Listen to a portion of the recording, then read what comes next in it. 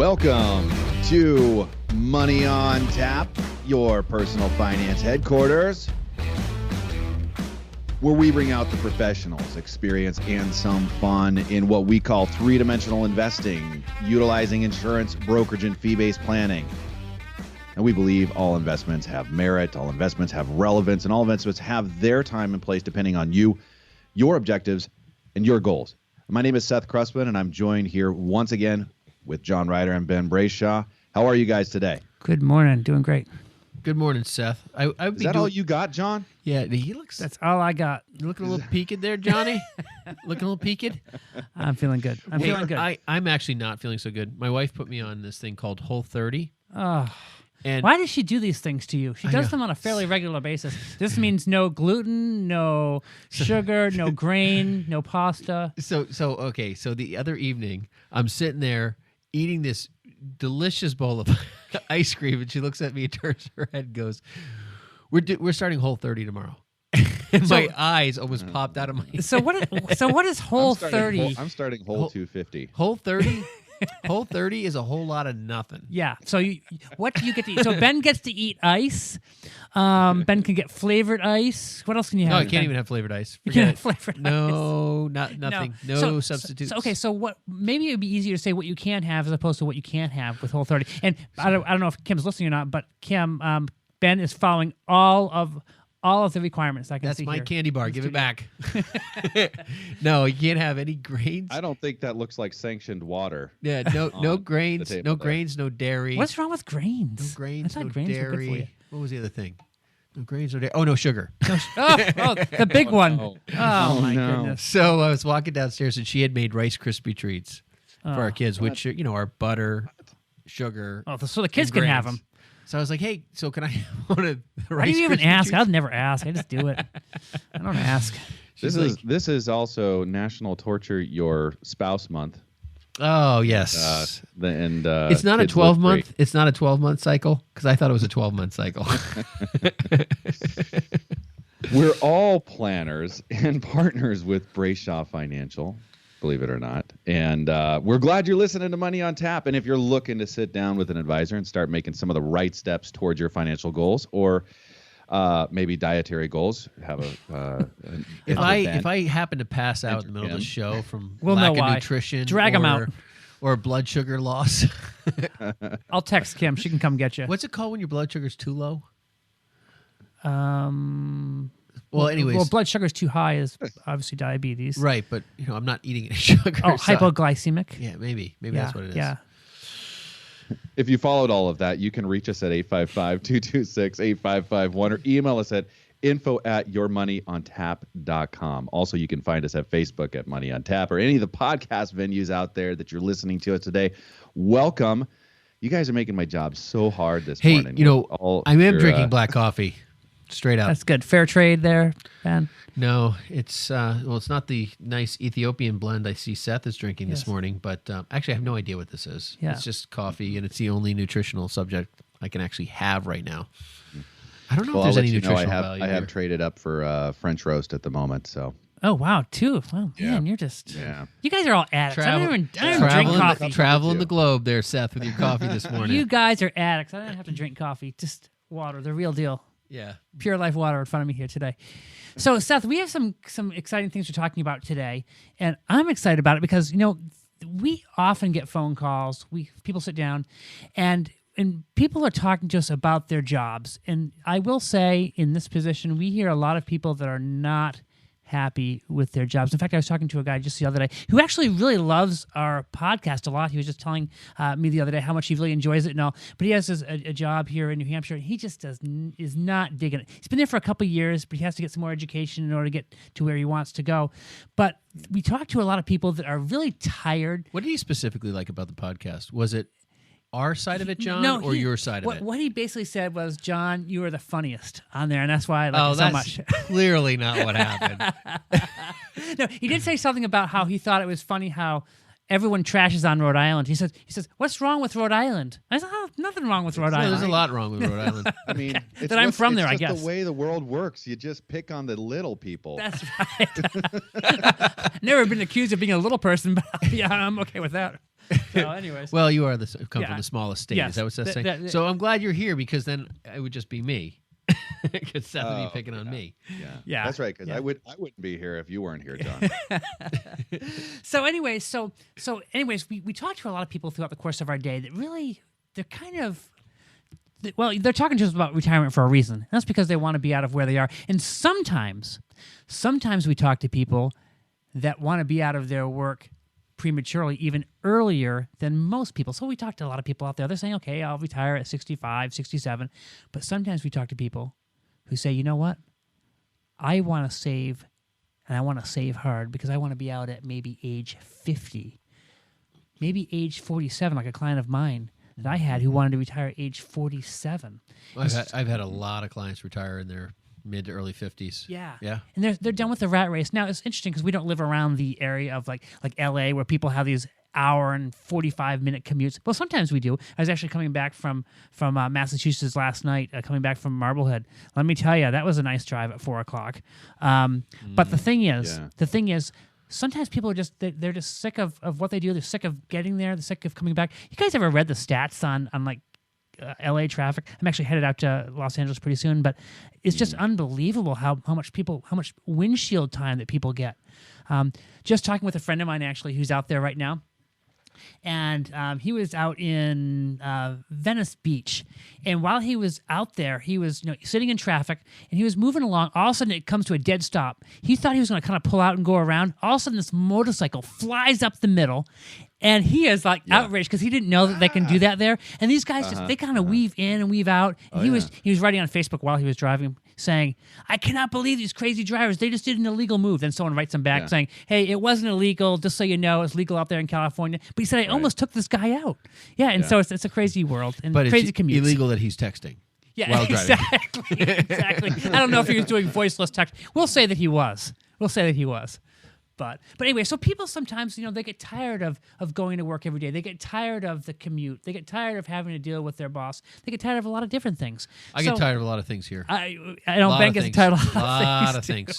I got lists and lists. I was gonna say, I like New England is got its own traffic too. Like, Well, Boston does. Well, but Right, Seth, he which wasn't you- talking about traffic. He was talking about the person across the hall from him. That's who he was talking about. That's what he was I talking wasn't about. being that specific, John. Yeah. But if you want to break it down for that, I don't know. Talking about, sometimes we do have fights at the office, but overall things go pretty well. But if Ben starts throwing things, you know to stay out of the way. Is all I can say. Is that what that octagonal ring was all about? The what? The octagon. You guys have that. Oh yeah, we built the octagon ring. Office that you guys Yeah. have the gloves and All go gloves full are contact. off. Yes. Yeah. Yeah, we haven't duked it out in a while. No, maybe today's the day. I don't know. No We'll see. rumbling. We'll No see. rumbling. I'm going to take Ben when he's low on blood sugar. That's what I'm going to do. When Yeah, Ben's really hurting, I'll take him out. No problem. Today would be a good opportunity. Today would be the day. So Ben, just watch your back is all I can say. I got 29 more to go, or 28 more to go. So, hey, if you're sitting out there and you're listening to our shows today and you are thinking, you know what? I would like to talk about maybe taking some of the right steps to maybe even look at if that's a possibility for me. Now, there's some people out there.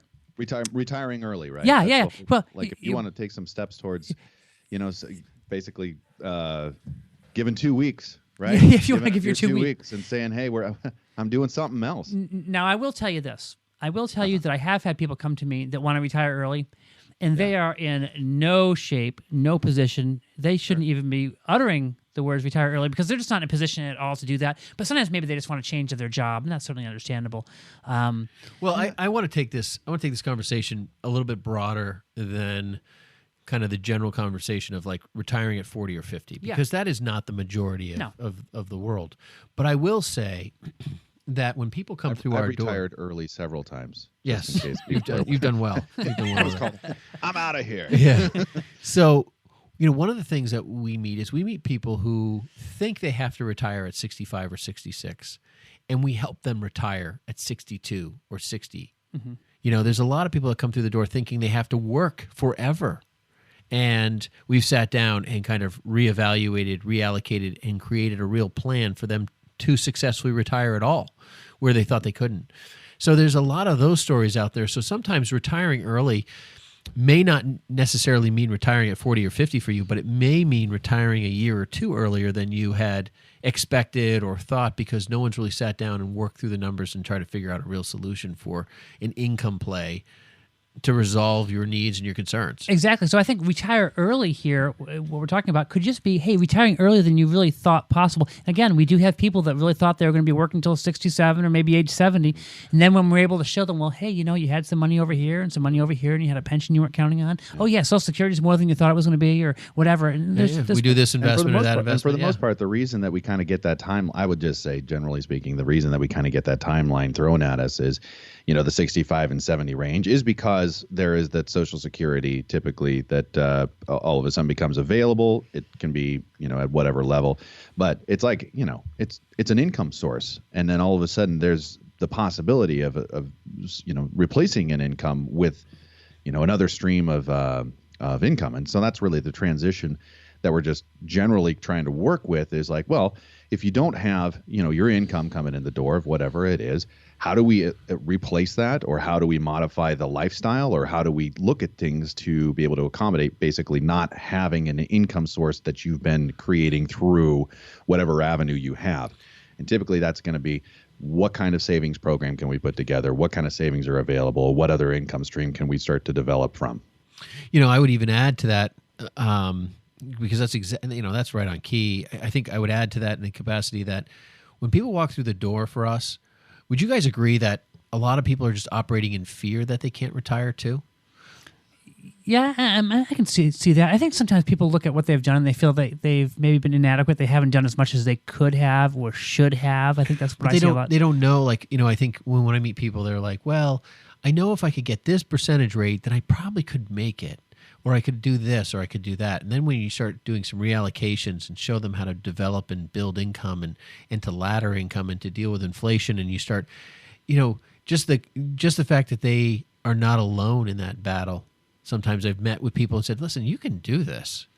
Ben, recently we just sat down with some clients, actually some prospects, and when we're sitting down with them, they all of a sudden saw retirement coming into picture. They really thought they wouldn't be able to do that. They had actually been missionaries overseas for a number of years, and they really thought that they wouldn't have the ability to retire. They hadn't been putting into the Social Security system, a lot of different things they hadn't been doing just because of being on the mission field for quite a while. And then they had an inheritance happen to them. They inherited some money, and then they realized, okay, well, we did have this money. We put it aside long ago, and that's built up, and all of a sudden, before you know it, they had $400,000, $500,000, $600,000 that they had. They had no idea that they'd actually be able to make this happen. And so it's pretty cool to see. These are people you turned away and said, go back to missions. Exactly. That's exactly what I said. Yeah. Oh, man. So it's fun. Sorry, John. I think we saw the light bulb go on with them. Yeah. And now we're gonna do some planning and show them exactly how we're gonna help them make it happen. Right. I mean, I think that's what I'm getting at, is that people haven't brought all the pieces together. They're not really sure how to make it work. They come to us sometimes knowing that they're at the cusp, or they think they're at the cusp, and maybe they've already passed the cusp. They just never have organized it in a way or created the income strategies or the financial plays that will actually create that, and bring it to fruition. Yeah. That they can actually be retired. And people that have been disciplined too. So if someone, when they were 25 years old, got a 30-year mortgage and they just kind of stuck with that, never added more debt onto the house, that type of thing, and never refinanced and just kept that low rate. And then they have a house paid off at 55. All of a sudden they have some extra money and they think, you know what, maybe we can make this work. And that's sometimes what we see. You're listening to Money on Tap.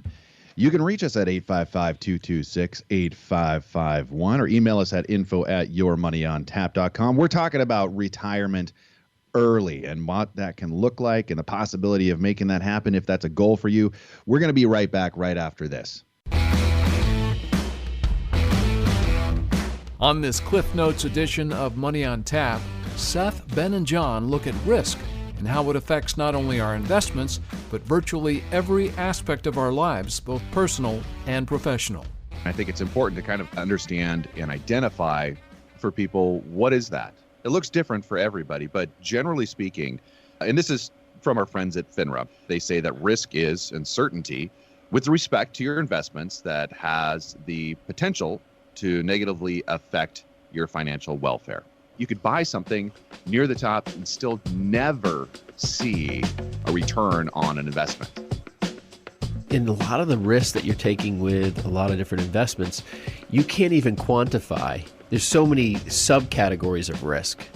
And with each company, there's some stuff that you don't even know. I mean, you don't even know if there's a problem inside of it, like in an Enron scenario, which is horrific. Or if you're running a business, there's just different risks that come involved there. If you say the wrong thing, you have legal risks, you have investment risk, you have operational risk. Think about operational risk. You make the wrong decision with an IT, with a computer program, it could really affect. Thanks for joining us for this Cliff Notes edition of Money on Tap, with great tips from the pros in three-dimensional investing, utilizing insurance, brokerage, and fee-based planning.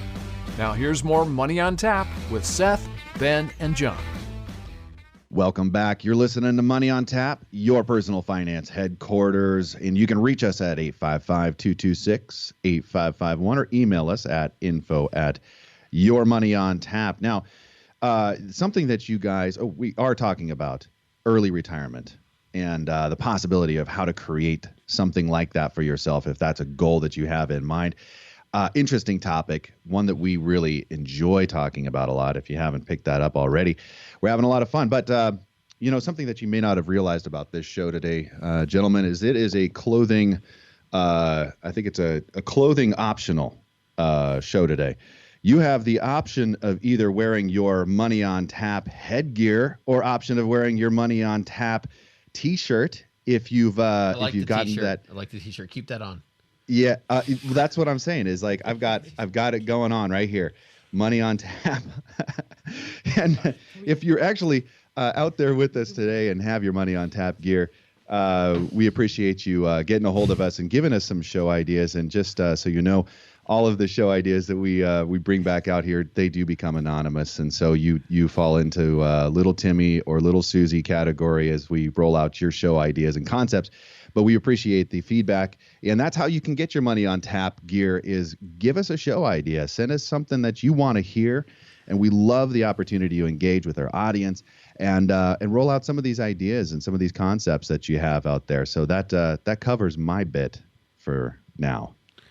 So we're going to break right into to this retiring early article that John has uncovered, which I like a lot. John, you want to just introduce this a little bit to us? Yeah, it's an article from Tanza Loudenbach, and she wrote this back in April of 2017. But basically, she talks about how there is a possibility of people being able to retire early, but they really have to do some perhaps lifestyle modification. And she gives some examples of some people that have really learned how to do this by taking some different steps along the way. And what's interesting about this article is it's not the multi-zillionaire. This is these are people who have really aggressively said, we've made some decent money and we're young and, we're relatively young and want to make this happen. So there's a whole industry out there, a whole movement out there called the FI movement, Financial Independence movement. And if you go search online, you can find a ton of websites that refer to that. There's one called Mr. Money Mustache. There's another one called Financial Independence. Just a lot of different ones out there. And they really talk about some of the things that we're going to discuss today. But one of the big things that Tanza brings out in the article is resisting the herd mentality when it comes to just your general lifestyle. There's a lot of people out there that feel like they have to have what everyone else has. We've all heard about keeping up with the Joneses. Oh, so my neighbor gets this, I need to get that. Or my neighbor has this specific car, I need to have that specific car. But the first point that she makes is resisting the herd mentality. And she says this, to achieve the milestone, she's talking about a couple that were working together, Christy and Bryce. They were able to put $1 million away by age 31. They were able to quit their jobs as computer engineers, and they were able to travel the world. So by age 31, they had saved up enough money. So to achieve the milestone, the couple made a habit of tracking their money and resisting the herd mentality, otherwise known as FOMO, or fear of missing out, particularly when it came to buying a house, something many of their fellow 30-something friends felt seemingly obligated to do. And she says here, people are just making decisions, not because it's a good investment, but because they're getting emotionally pulled into saying, oh no, I'm going to miss out. What if other people are in the market and I'm not in the housing market? And that's one of the things that this girl, Christy, told the author of the article here. And so sometimes you think about this, all of us around the table and the listening audience, what if you never had purchased a house? Now, I happen to believe that purchasing a house can be a very good part of your net worth and is a great thing to do, but they just chose a different lifestyle. I mean, I'm not going to put all this money into a house. I'm going to save it so I can do what I want and travel, stay in Airbnbs, whatever. Yeah, I just met with a new client today, and actually this morning before we got on the radio, and we were chatting about it, and he's like, I took money out of my 401k, I took a loan to offset the down payment for my new house, and that was about a year ago or so, and I'm paying that back, and I feel like I'm kind of behind the 8 ball doing that, and I was like, well, what's your house worth? He's like, well, it's up about 20%. I said, well, then it's just another investment. I mean, and that's people don't realize how much that home plays into that and so forth. But I think one of the things about, keeping up with the Joneses and that herd mentality is everyone's going for the biggest, best, this, that, and the other thing. And I think, it's hard to hold back sometimes because everything looks so good. And our marketing world is very talented, and they make everything seem like, you should have this or you need to have that and so forth. And it's hard to adopt that, isn't it? Sometimes, I mean, when you think about it, like Seth, on the page 2 of this article, it talks about being content with less. And I have to say, this is not an easy area for me, but this is a couple here who are in their early 30s. They lived in a 400 square foot home for many years until the early 30s. And then 8 years after they started saving money, they had their $1 million together, and they decided to retire. So I'm gonna speak from personal experience in this bit, and it hasn't necessarily been a goal of Kira and myself to retire early. I think there's, we love. I think we love what we do. I mean, I really love doing this. Yeah. This is part of what we do here at Brayshaw Financial. Is we really enjoy helping people, and it's almost a purpose and mission in the fabric of the tapestry of who we are.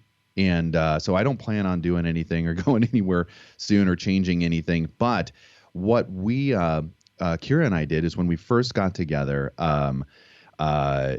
we took a look at what are our options. And Kira, being in real estate, had gone through so many highs and lows in that market, and had owned multiple properties and then lost those, and so we were kind of at a point where it's like we really want to solidify our lives, and how can we do that? And so we invested in a duplex. Now, the duplex, typically duplexes, at least for the market around here, some of them are in very nice neighborhoods. Ours was in a much lower tax-based neighborhood, around the $700, $750 a year tax base. Wow. Which, yeah, right. So I mean, when Kira brought this to my attention, I looked at it and I was like, oh my gosh, I just thought it was ready to fall over. I mean, we had to replace siding, and the neighborhood was, as I went there at night, because that's one of the things that I recommend anybody do, is go to the neighborhood you're going to live in at night and see what it's like. Now, it was quiet, but there was things in the neighborhood that were concerning to me. But I will say that this has been, buying that duplex and cash flowing that duplex and living in 800 square feet with a growing family and all these other things. Oh my gosh, that's been a challenge for sure. But it allowed us to offset so many different areas in our building businesses and starting businesses, which is part of what the story for us has been, and to do all these different things that it's not a normal thing what we're doing, and we realize that, and we made those sacrifices, and we get to participate in the fruits of basically that endeavor. And have, moved on and done different things now. But, that was the challenge that I faced, because I was part of that, herd mentality. It's like, well, the neighborhood. Yeah. But you tell you what, this is one of the things I learned, is that there is good people no matter where you go. And one of the experiences that we shared was that after we got the siding replaced, I got out there and started doing my best at painting, which is not my my talent, not my gift, but my neighbor, who was a professional painter, kind of semi-retired, comes over and says, "Hey, why don't you quit doing that? I'll take care of that for you." And he came over and he blew out our house in like 4 hours. Done. Wow. All I had to do was cut and trim. You know, talk about somebody just giving you the shirt off their back. That's the kind of people that, you know, we were fortunate enough to be around. And I think that was really God blessing us and provisioning us with some of those relationships that we were not expecting to receive in that time. That's awesome. And I think that's one of the things that, you know, being content with less and stepping into that mode is so, I mean, honestly, anti-American, right? I mean, it's kind of like the American way to want more, have more, to grow, push. And, you know, to step back and be able to control that appetite. You know, there's a philosopher, John Stuart Miller, which is pretty cool. He wrote this. He says, "I have learned to seek my happiness by limiting my desires rather than in attempting to satisfy them." That's pretty cool. Yeah. Yeah. I think there's a lot, both, you know, personally, professionally, but I think there's a spiritual element to that too. And I think there's a lot to capture inside, you know, controlling that stuff and you know, doing with less, you know, and appreciating what you do have. And that's an awesome thing. Okay, so we talked about resisting the herd mentality. Maybe just because everyone else is doing it doesn't mean we didn't need to do it. Maybe being content with less is probably a great thing for all of us to remember. But one of the other aspects of the article is staying the course. Hard. That is hard. So hard. Yeah. And that's many times like when I'm starting out, when I'm working. You mean like my whole 30? Like whole 30. My whole 30 is going to be like a whole. This is I'm preaching to Ben. I'm going to stay the whole 30 minutes. I promise. The whole 30. I think I can 30 even do hours. 30 hours. I told my wife. I said this actually probably competes with you know religious fasting at this point because yes, you should do both. I feel like I am basically fasting. Yeah. Okay. We're supposed to be praying at the same time you're fasting. Yes, so, yeah. You pray without ceasing. Yes. So anyway, staying the course is really important. You know, many times when I'm working with especially young couples and getting them to save, what I often try to really encourage them to do is to do as much as they possibly can. Many times they want to set the bar pretty low. It seems these days when we're talking with people, you know, not like the couple we met with the other day though. I was pretty impressed with them. Oh yeah. Yeah, they really were. I mean, they're aggressive savers. I was impressed. Yeah. I mean, thousands of dollars a month. They were like, we're going at it. Yes. And we're going to do this. That was awesome.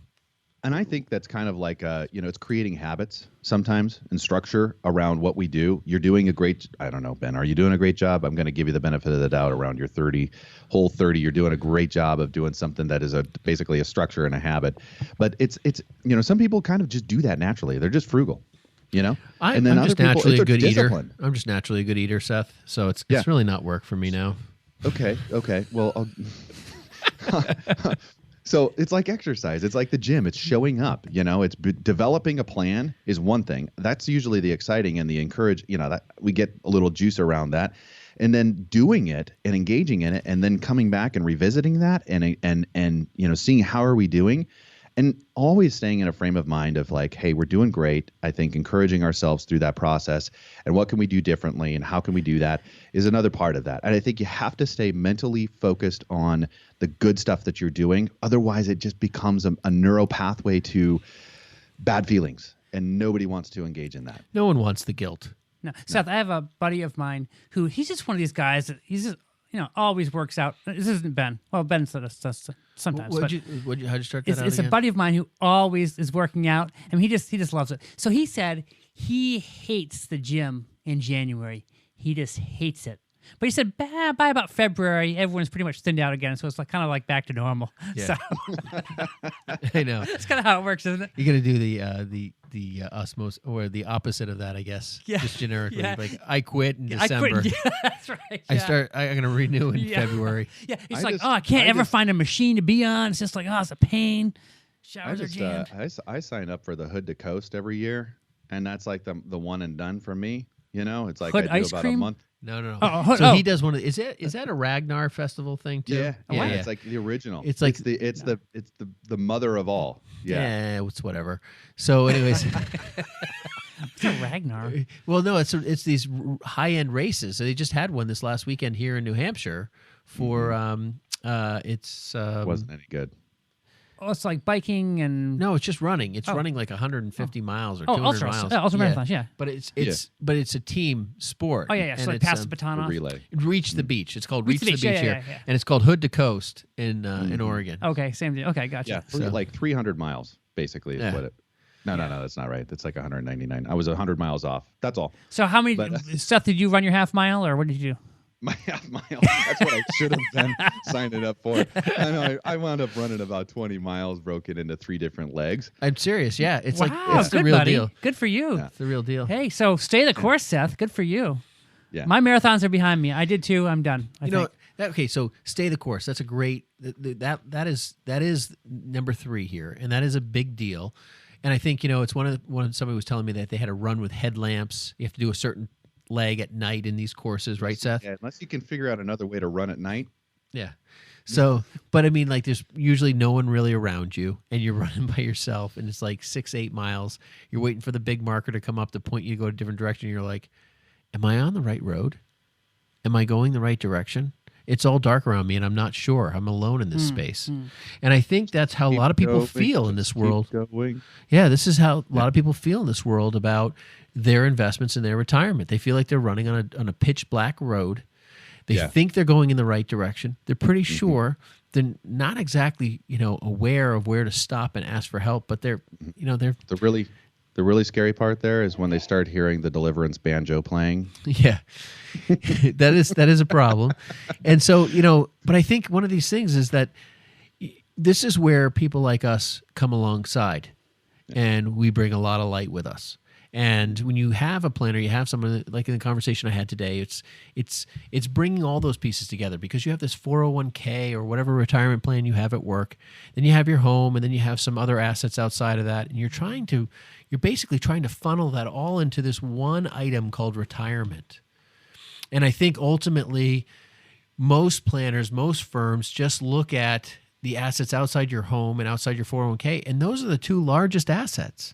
Sure. So how can you really do planning when all you're looking at is just a small picture of what's really going on? And the conversation I had today was, no.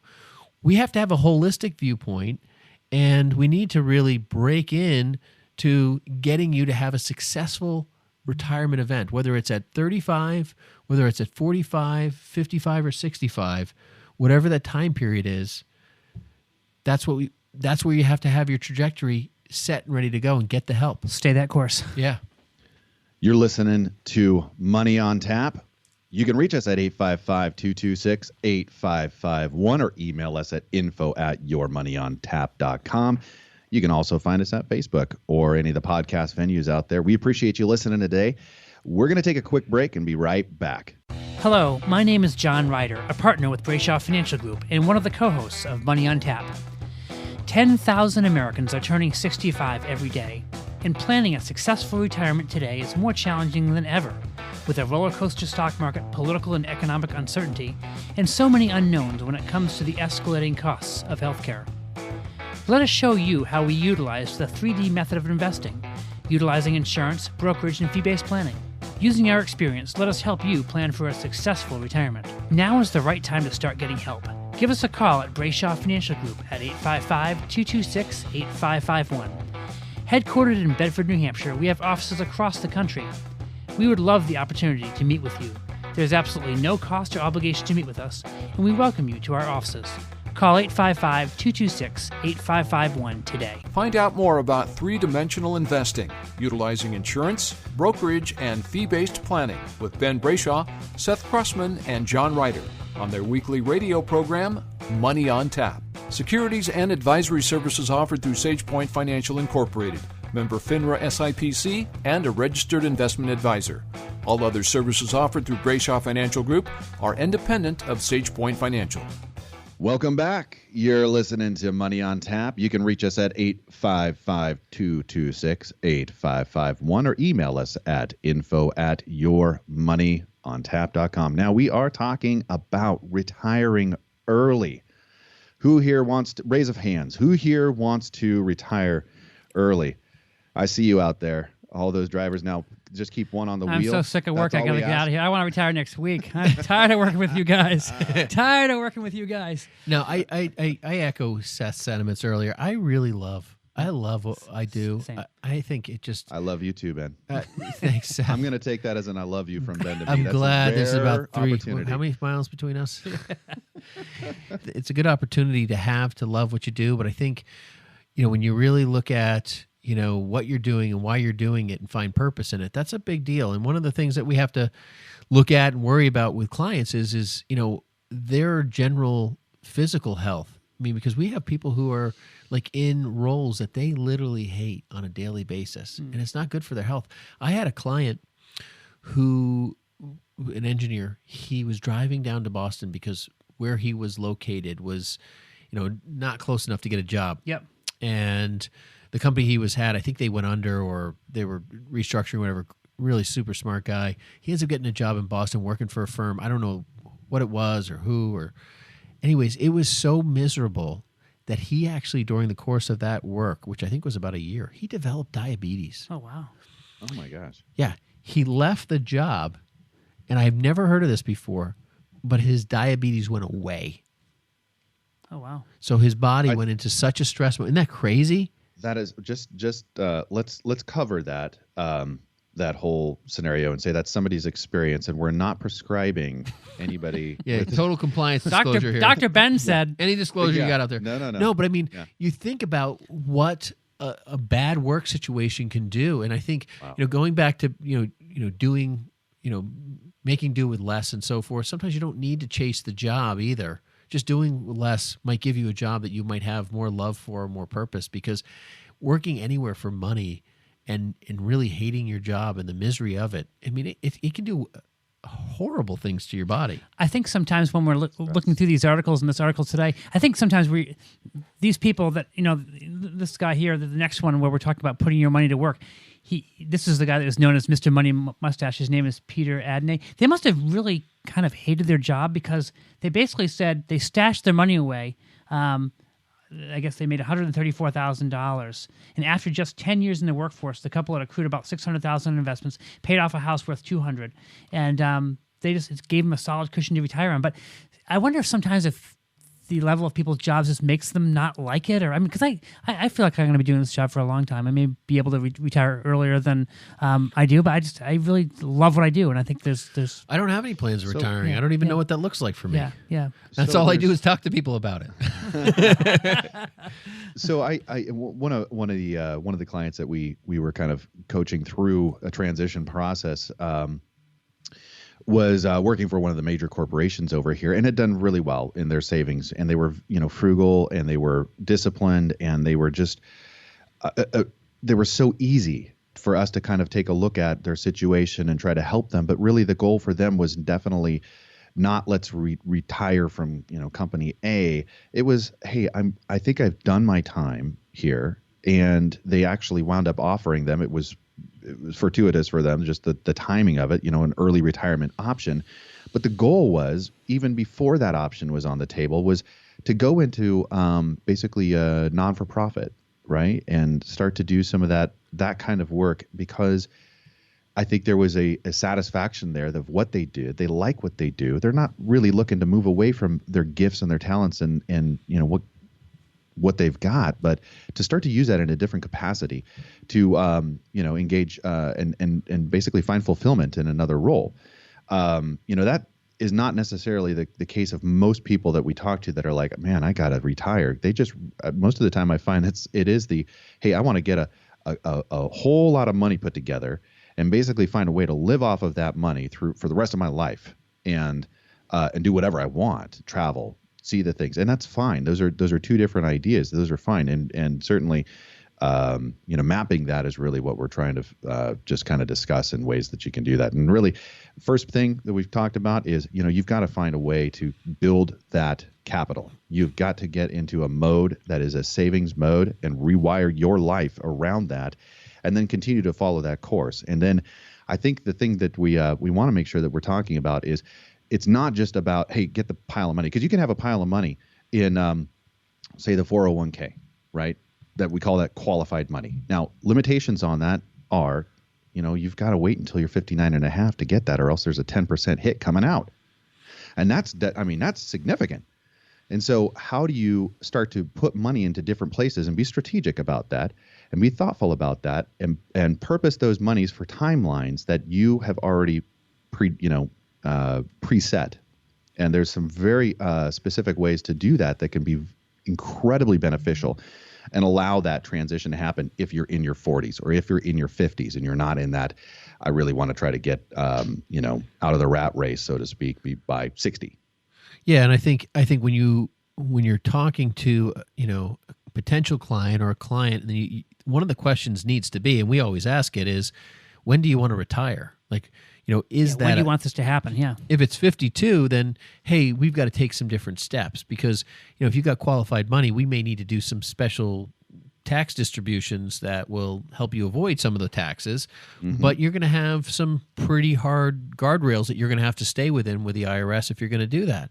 And, and then there may be alternative investment areas that we're going to look at to really drive that. Maybe retiring early is not going to involve a huge 401k contribution because you need to really have flexibility in early retirement. Yeah, you may need to cut that back and maybe go into different avenues, different vehicles for that. There's some other things that, kind of are more clever and, more tricky, if you want to use that word, that we do for people. But at the end of the day, it really it requires some of that personal sit down and evaluation that we can work through with each individual. But, it's important that when you're sitting with anybody who's helping you evaluate your life is not to go under the assessment that they know what you're thinking.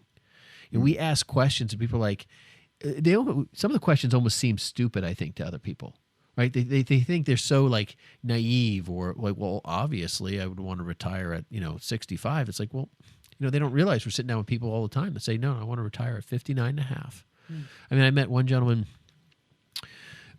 He wanted to retire at 59 and a half. We evaluated all the different pieces that he needed to do, from health insurance to all of those financial items that they had to cover.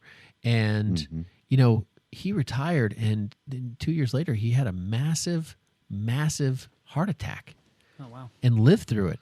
And we had these are concerns we had. We actually had an insurance program on him that gave him a lump sum payout if he had a massive heart attack.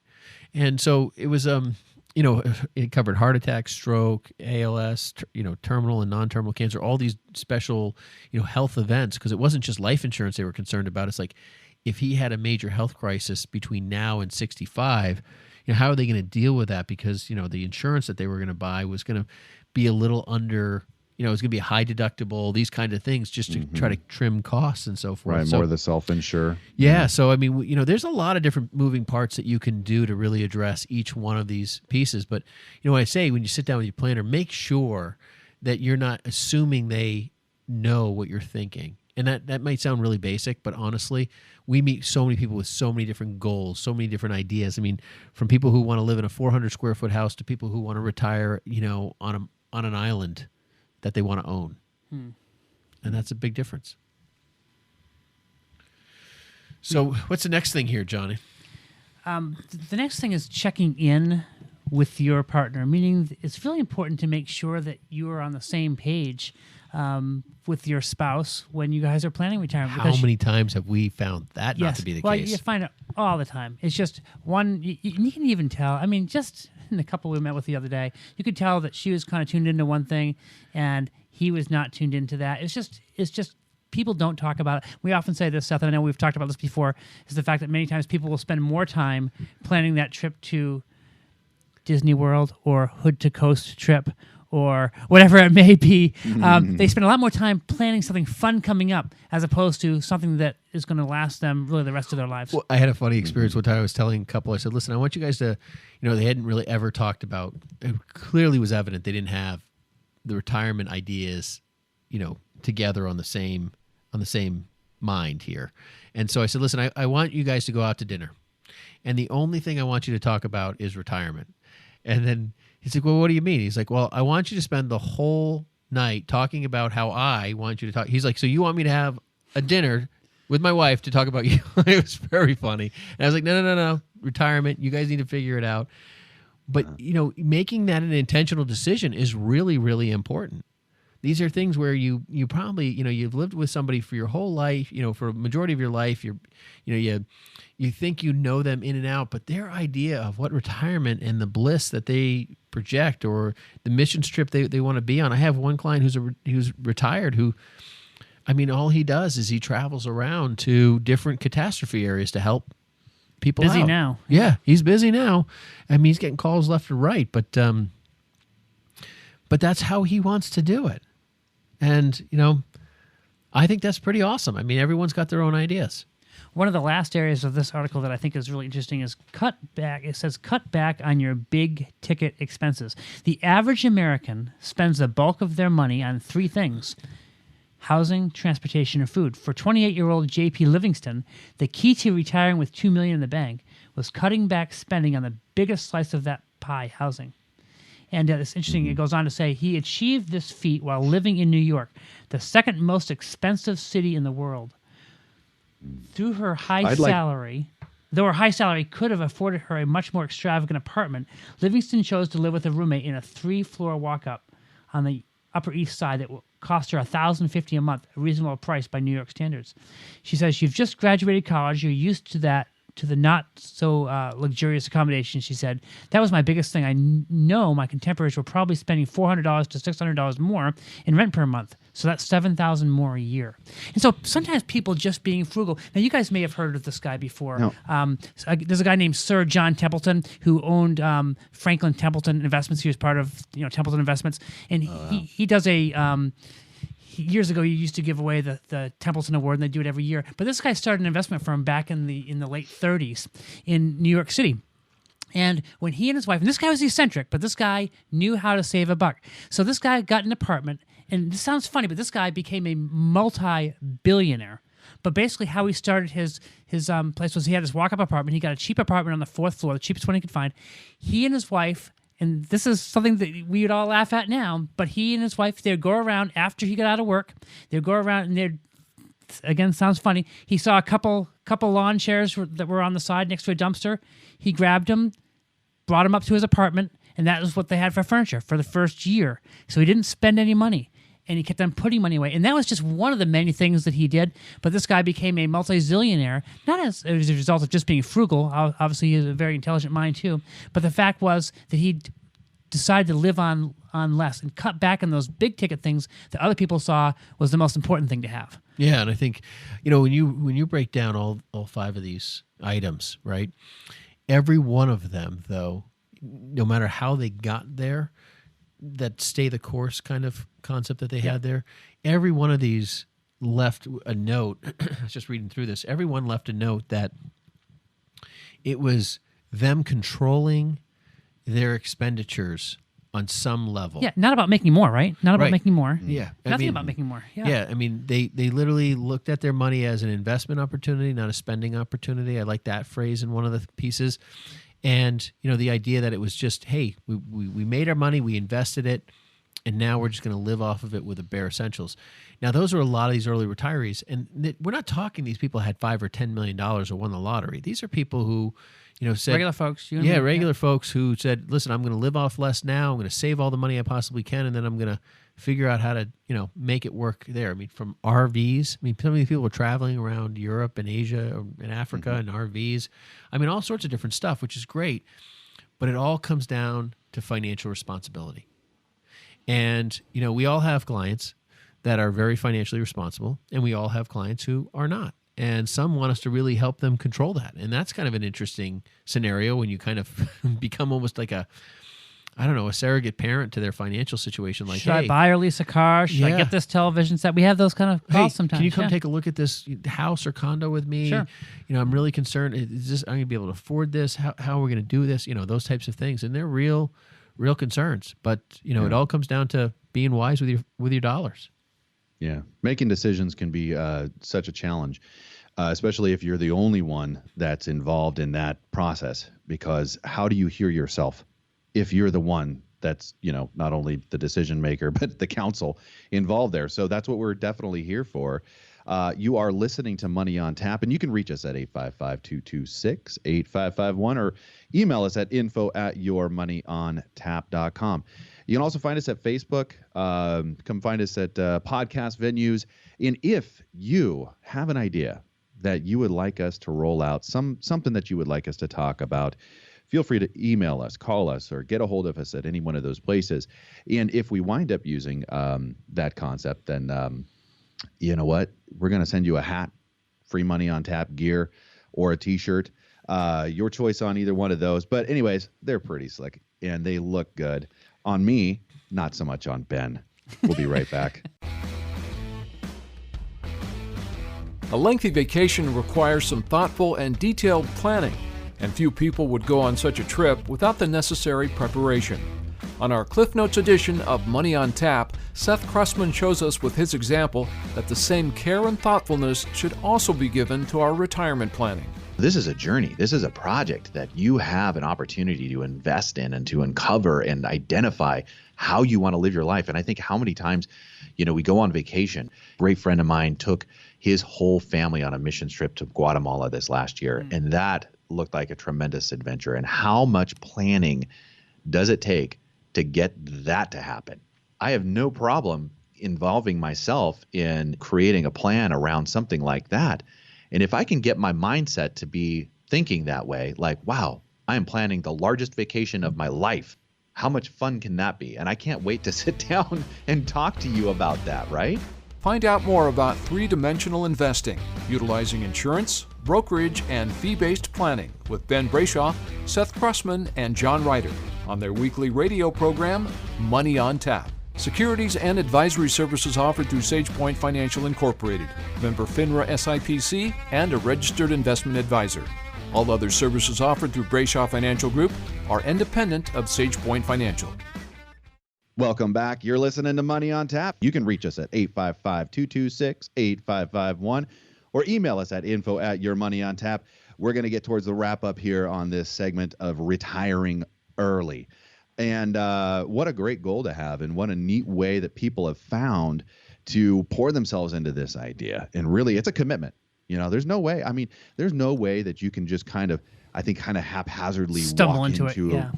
To an early retirement or even a retirement.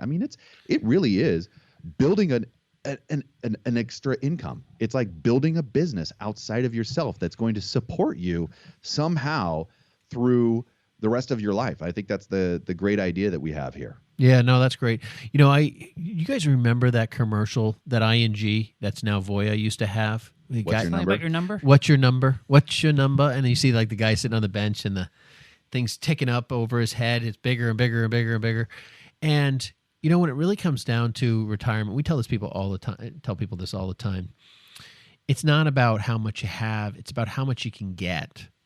And I said to somebody the other day, I said, well, as far as income is concerned, good point. And I said, well, if you had $500,000 or you had $1 million and they both provided you with $50,000 income, would you care whether you had $500,000 or $1 million if you got to $500,000 and you knew you could be retired?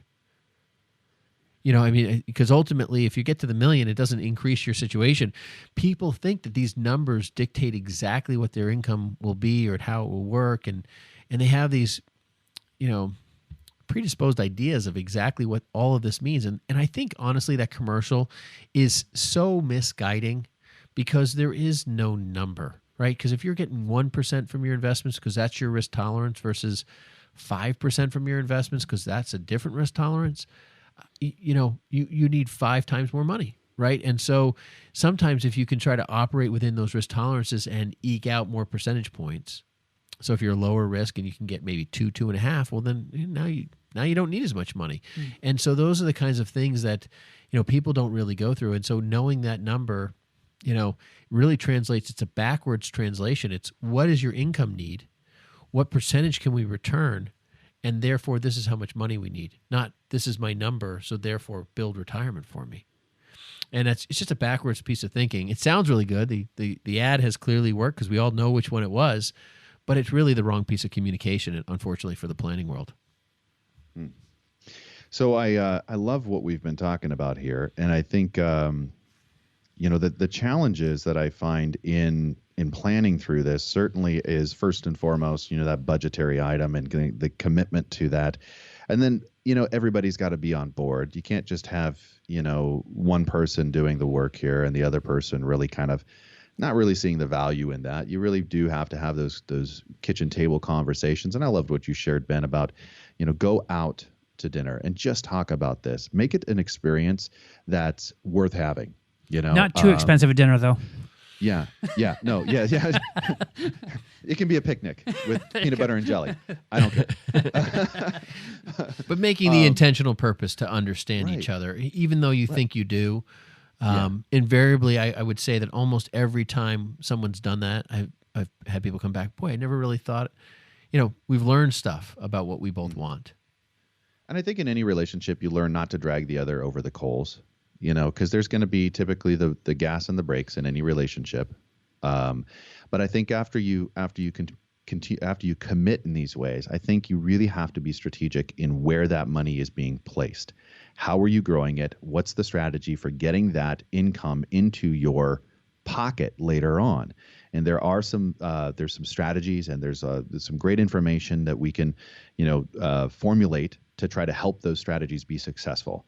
And that would be kind of like the planning piece that I really feel like you really have to have somebody in your corner that knows how to do what they're doing, because you do not want to make, you don't want to miss the step or not forget about health insurance and be like, I'm not going to live with health. I'm not going to pay for health insurance, and just, X that line item out of your budget in those transitions. Yeah. And that's, when you're breaking down those budgets in that early retirement period, it's hard. It's really hard. There are so many different pieces to move forward with. I've met with people where they said, I just can't even get my arms around all the different moving parts that we have as we're addressing this early retirement scenario. Even if it's retiring at 63, 64, right before Medicare steps in for people, and bridging that gap. You've been listening to Money on Tap, your personal finance headquarters. And we appreciate that you took some time today to learn maybe a little bit about retiring early, or maybe plant some seeds for what retiring early might look for you. You can reach us at info@yourmoneyontap.com. You can also call us at 855-226-8551. Or find us at Facebook or any of the podcast venues out there. We appreciate you listening. This has been a lot of fun, you guys. I really enjoyed the topic. Thanks a lot.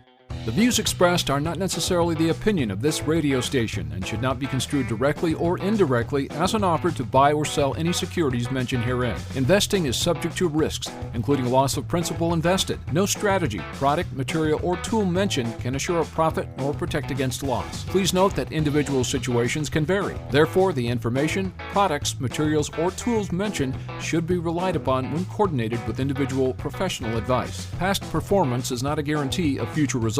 This show may be subsidized in whole or in part by a product sponsor or issuer. Securities and advisory services offered through SagePoint Financial Incorporated, member FINRA SIPC, and a registered investment advisor. All other services offered through Brayshaw Financial Group LLC are independent of SagePoint Financial. SagePoint Financial and Brayshaw Financial Group do not provide tax or legal advice. Main office is located at 116 South River Road, Bedford, New Hampshire, 03110, and can be reached at toll-free 855-226-8551.